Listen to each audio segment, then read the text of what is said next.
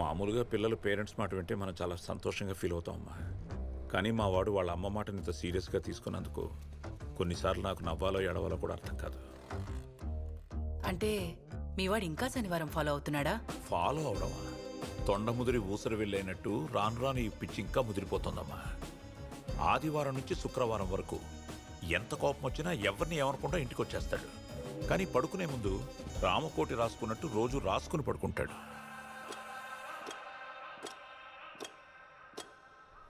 ఎవరు ఏం చేశారు? శుక్రవారం వరకు ఇదే తంతమ్మా. మరి శనివారం? శనివారం పొద్దున్నే లేస్తాడమ్మా. ఆ రాసుకున్న వాళ్ళ మీద ఇంకా కోపం ఉందా లేదా అని 1-2 సార్లు చూసుకుంటాడు. తగ్గిపోయిందనుకోండి హ్యాపీ, వాళ్ళ పేర్లు కొట్టేస్తాడు. తగ్గకపోతే వాళ్ళ పేర్లు రౌండ్ చేసుకుంటాడు.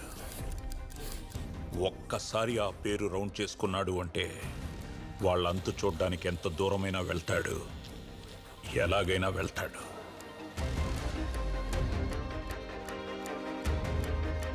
హలో అన్నా, మా సేటు ఊరు వెళ్ళిపోతున్నాడన్నా, మళ్ళీ వారం దాకా రాడంట. హలో హలో అన్నా, హలో.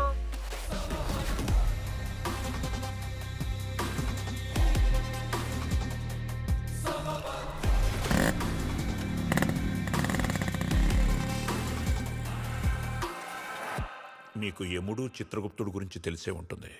వాళ్ళిద్దరూ స్ప్లిట్ పర్సనాలిటీలా ఒక్కడిలోనే ఉంటే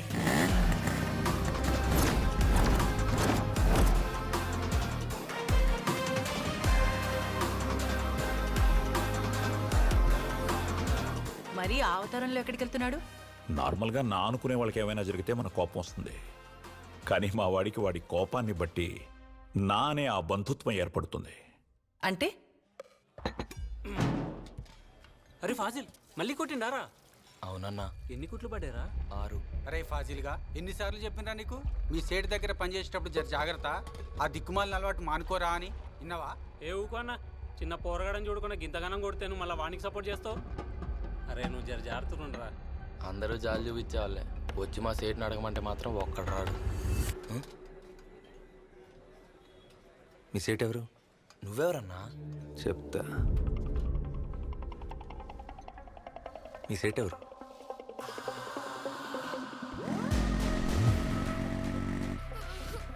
మళ్ళీ రావా కాళీ మావయ్య? నువ్వు ఇలాగే ఏడిస్తే రాను. నువ్వు ఏడవకుండా బాగా చదువుకో, అప్పుడొస్తా. తాతయ్యని చూసి భయపడకమ్మా. సరే. నీకే అవసరం వచ్చినా నాకు ఫోన్ చేయి. నీకు కూడా ఏమన్నా అవసరం ఉంటే ఫోన్ చేయి.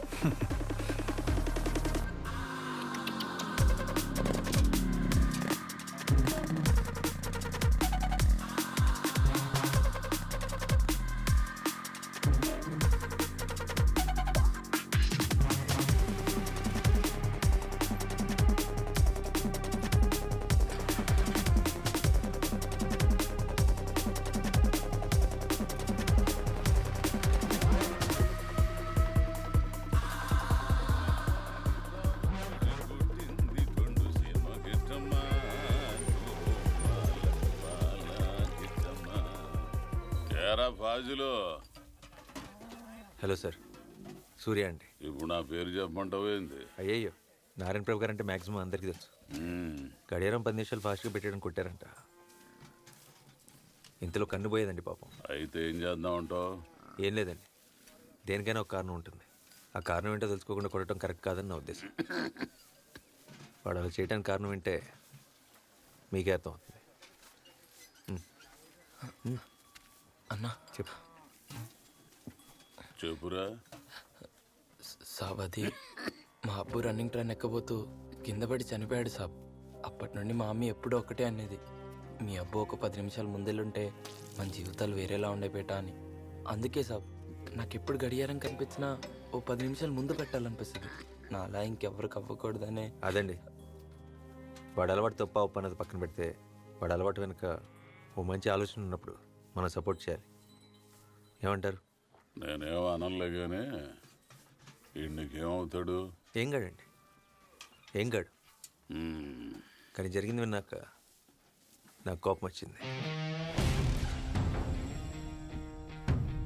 నాకు కోపం వచ్చిందంటే వీడు నావాడు, ఇది నా సమస్య.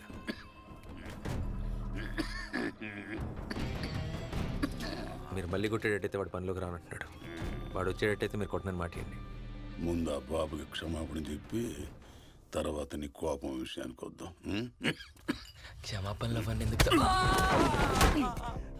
నా కొడక క్షమాపణ చెప్పాలా? ఏరా వార్నింగా?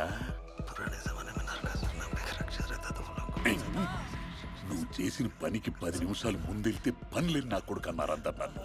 నువ్వు చేసింది పెంట పని అంటే దానికి తోడు అప్పుడైలెక్కాడు, అమ్మ పసి తెగిందని సొళ్ళు, నీకు తోడు ఈడొక సొళ్ళు.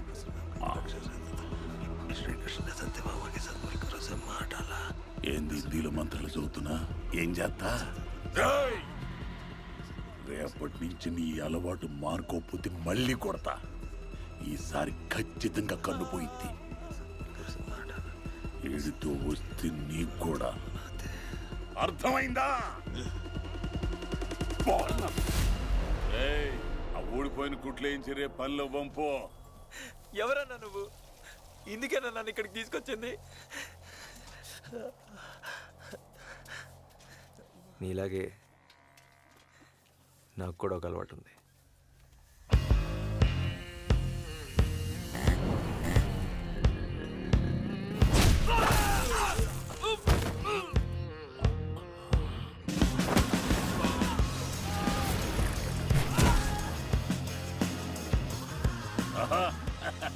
వీళ్ళు ఈ శాఖలు కూడా ఉండేందిరా?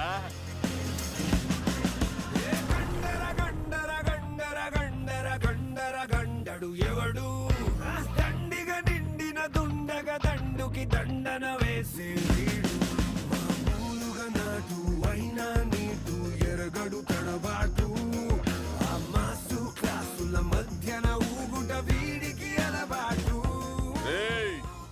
పోపదారి మనిషి సాగిన గొరుక్కుని వచ్చాడు. పూర్తిగా గొరిగి సాగు చేసి పంపండి.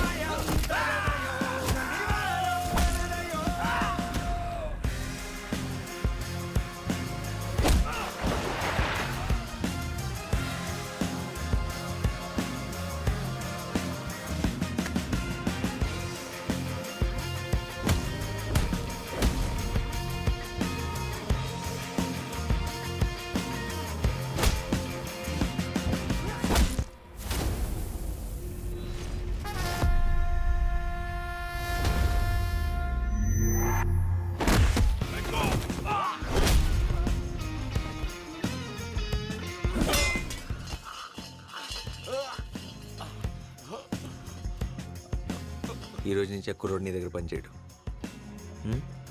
థ్యాంక్స్ అన్న. ఉంటా సార్. ఉంటా అన్న.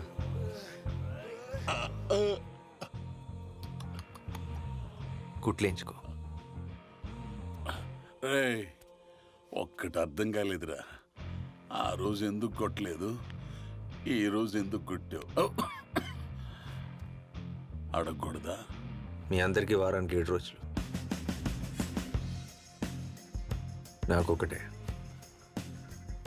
రోజు శనివారం. ఏ సరిపోదా? బ్రహ్మగా సరికొత్తగా సృష్టించిన లోకం చూడరా, బుద్ధిగా బహుశ్రద్ధగా సరిహద్దే దాటని తీరురా, ఓర్పుతో నేర్పుతో నిప్పుని గుప్పిట కప్పడా, శనివారమై సెగ కప్పుతూ ప్రతివారము కదలని యాత్రా. అంటే మీ వాడు రౌడీయా? చచ్చా కాదమ్మా. మరి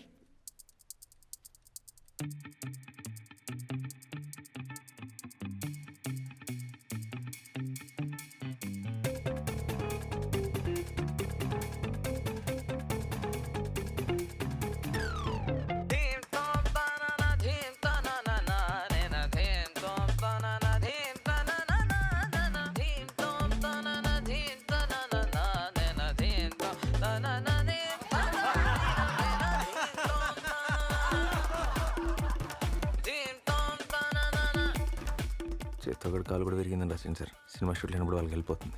నువ్వే రాసే అది కూడా. ఎప్పుడు ఏదో సోది చెప్తావు. మనం ఉన్నంత వరకు మన వాళ్ళు బాగుండాలని కోరుకోవటం స్వార్థం. మనం లేకపోయినా మన వాళ్ళు బాగుండాలని కోరుకోవటం బాధ్యత. ఇదే మా ఈ లైఫ్ ఇన్సూరెన్స్. దట్ ఈస్ సూర్య. మన 25th యానివర్సరీ కూడా చీఫ్ గెస్ట్ ని సెలెక్ట్ చేసే బాధ్యత మన సూర్యకి అప్పచెప్తున్నాను. Claps guys.